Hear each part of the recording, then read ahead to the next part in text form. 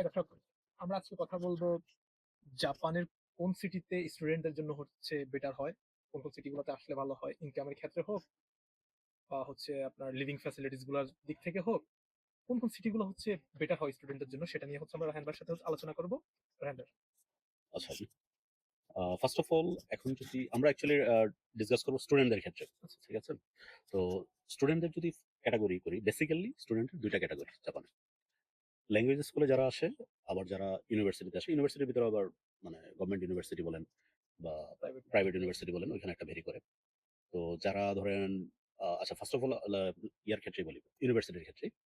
যারা প্রাইভেট ইউনিভার্সিটিতে আসবেন, অবশ্যই মোটামুটি ভালো সিটি দেখে আসবেন, যে জায়গায় কাজ এভেইলেবল। ইভেন কাজ তো অ্যাকচুয়ালি জাপানের সব জায়গায় সব এভেলেবেল। জায়গায় ভালো লাগে। বাট এক্সট্রা কাজের ফেসিলিটি আছে।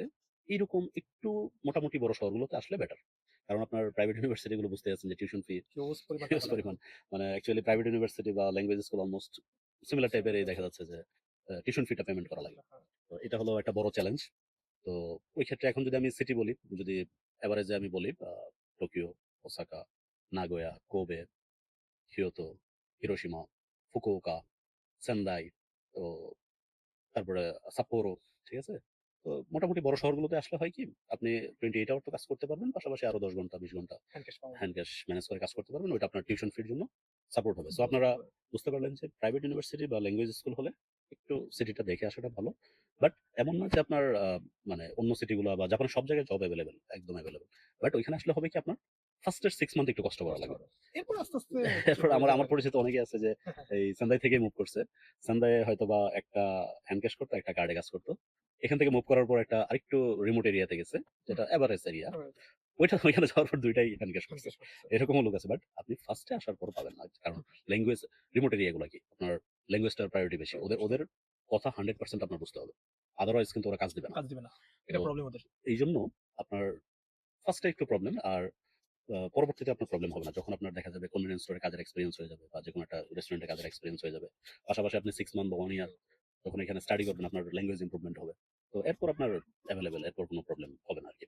এরপর আর হচ্ছে চাইলে যে এরকম হ্যান্ড ক্যাশ গুলো হচ্ছে অ্যাভেলেবল হয়ে যাচ্ছে হচ্ছে ইভেন আপনার রিমোট এরিয়া গুলো তো আরকি আপনি ম্যানেজ করে নিতে ম্যানেজ পারবেন করে চাইলে। নেওয়া যায়।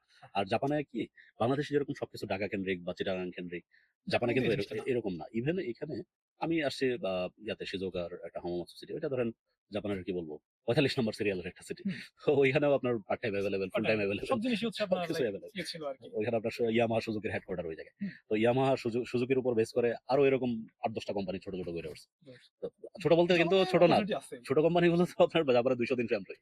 হুম, বুঝতে পারছেন? ওইগুলাকেও ছোট অনেক কোম্পানি বেশি। বলে। তো এরকম অনেক কোম্পানি গড়ে ওঠে আরকি একটার উপর বেস করে।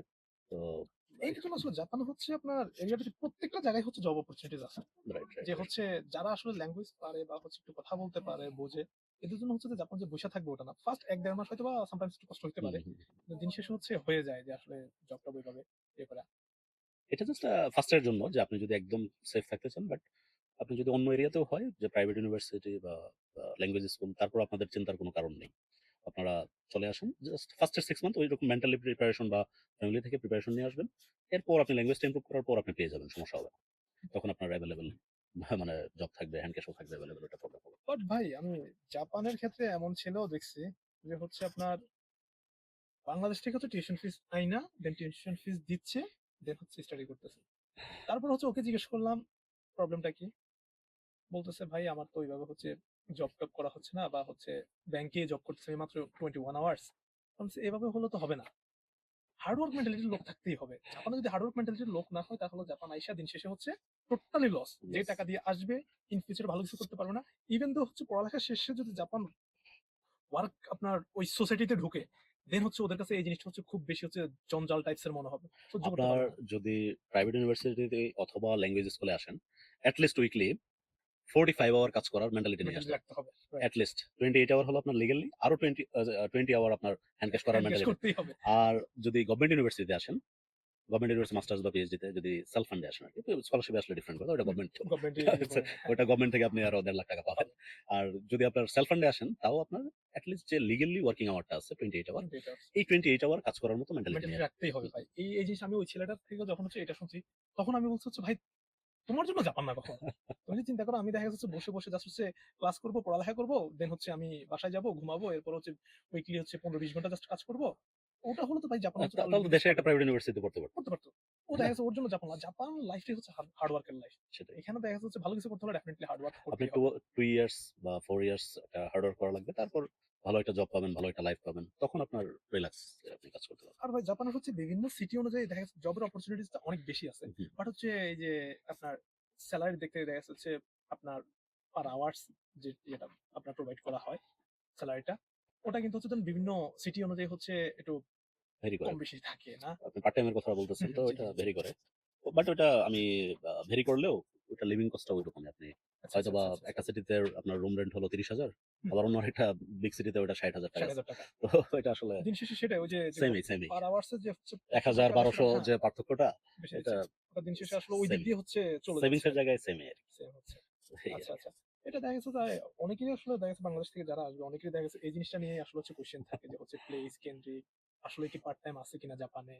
হুম, আসলে কি আছে কিনা? আর জাপানে হচ্ছে পার্ট টাইম গুলোতেও কিন্তু লিটারেলি ওইভাবে খুবই করে না। না। খুবই বলতে হচ্ছে পার্ট টাইম বলেন, ফুল টাইম বলেন জাপানে ওই খুবই বলতে এখানে যেটা আরকি আপনি একটু এক্সপ্লেইন করে ও দেন। আচ্ছা, আচ্ছা।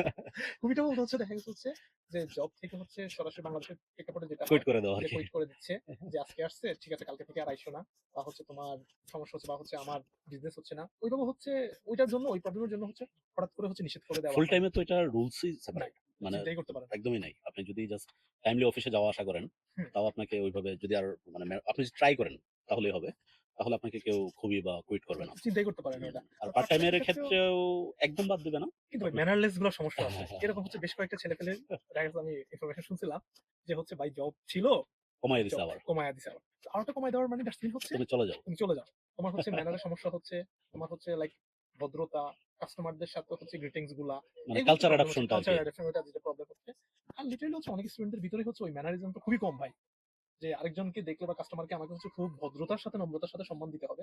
এই জিনিসটা আমাদের মধ্যে হচ্ছে এই জিনিসটা কম। জাপানে কিন্তু আপনার দেখা যাচ্ছে পার্ট টাইমে যদি সাপোজ যারা কনভেনিয়েন্স স্টোরে পার্ট টাইম করে বা কাস্টমার সাপোর্ট সার্ভিসে তারা আসার পর একটা গ্রিটিংস দেওয়া, একটু স্মাইলিং ফেসে কথা স্মেলিং বলা ফেসে বা জাপানিজ যে ম্যানার গুলো আছে ওইগুলো মেনটেন করা এটা অনেকেই করে না। মানে করে না। বাংলাদেশে তো নরমালি কথা বলে না বা মানে খুব একটা।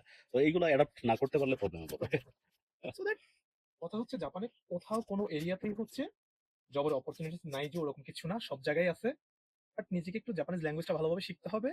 দেখা যাচ্ছে প্রত্যেকটা সিটিতে হচ্ছে কম বেশি পাবেন। হ্যাঁ, হ্যান্ড ক্যাশের ক্ষেত্রে হচ্ছে বিভিন্ন সিটি নিয়ে একটু বাট ল্যাঙ্গুয়েজ পারলে সব জায়গায় সব এভেলেবল। জায়গায় এভেলেবেল। এই এটা হলো করে নেওয়া যায় আরকি। আচ্ছা, আচ্ছা, আচ্ছা। তাহলে এটাই। তাহলে সেটার জন্য সবচেয়ে বড় কথা হচ্ছে জাপানে আসার জন্য আপনি ভালোভাবে ল্যাঙ্গুয়েজ অ্যাডপ্ট করার ট্রাই করেন। দেন হচ্ছে ম্যানার মানার চেষ্টা করেন। জাপানের হচ্ছে আপনার এই যে কালচারটা হচ্ছে একটু শেখার বা বোঝার চেষ্টা করেন। এই তো ভাই আর কিছু বলবেন আপনি লাস্ট? আর কিছু বলার নাই। Thank you. ওকে, দেখা হবে অন্য কোনো থ্যাংক ইউ। ভিডিওতে। দেখা হবে আবার।